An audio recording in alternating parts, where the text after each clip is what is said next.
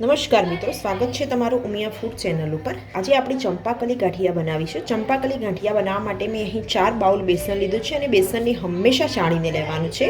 સામે 1 બાઉલ પાણી, અડધો બાઉલ તેલ, 1 ચમચી અજમો, 1 અડધી ચમચી ખાવાના સોડા અને સ્વાદ અનુસાર મીઠું લઈશું।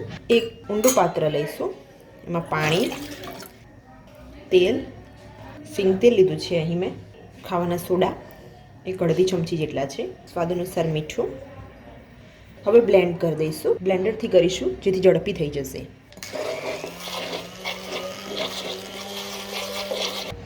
હવે એક વાસણમાં બધો ચણાનો લોટ લઈ લઈશું।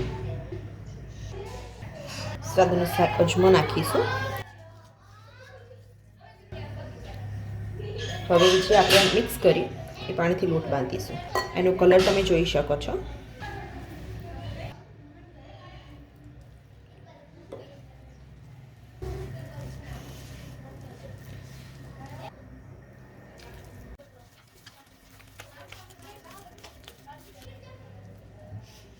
આ રીતે લોટને લગભગ 5 મિનિટ સુધી મસળાયા કરીશું। તમે જોઈ શકો છો પહેલાં કરતાં કલર એકદમ લાઇટ થઈ ગયો છે। હવે બજારમાં આ રીતે ચંપાકલી ગાંઠિયા માટેનો જારો મળે છે। જો જારો અવેલેબલ ના હોય તો તમે સંચાની મદદથી પણ પાડી શકો છો। પાણીવાળો હાથ કરી લઈશું અને આ જારા ઉપર પાણી આ રીતે લગાવી દઈશું જેથી આપણો લોટ ચોંટે નહીં।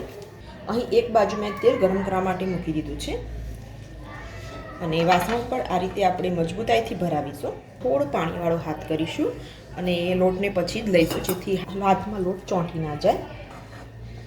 ગેસની ફ્લેમને આપણે ફાસ્ટ જ રાખવાની છે।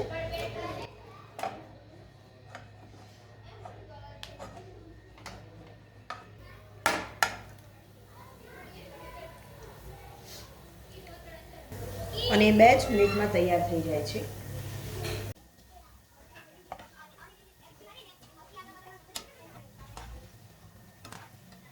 આ ગાંઠિયા ઘરે બનાવેલા એટલા પોચા બને છે કે વડીલો પણ સહેલાઈથી ખાઈ શકે છે।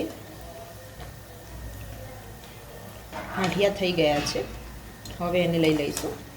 થોડી જ વારમાં જ આ ગાંઠિયા તૈયાર થઈ જાય છે અને ગેસની ફ્લેમને કાઢતી વખતે થોડી લો કરી દઈશું।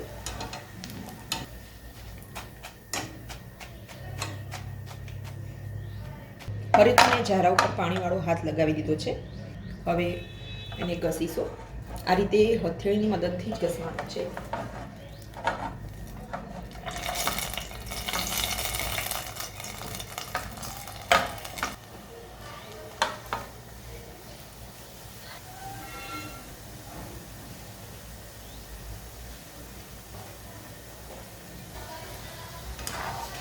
ફ્લિપ કરતા જઈશું અને તળતા જઈશું।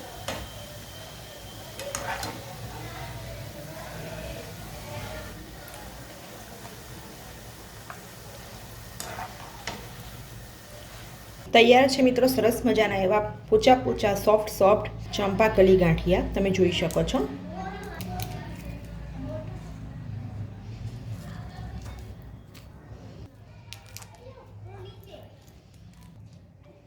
જો તમને મારી આ ચંપાકલી ગાંઠિયાની રેસીપી પસંદ આવી હોય તો મારા વિડીયોને લાઈક કરો, શેર કરો અને મારી ચેનલને સબસ્ક્રાઈબ કરવાનું ભૂલતા નહીં। ધન્યવાદ।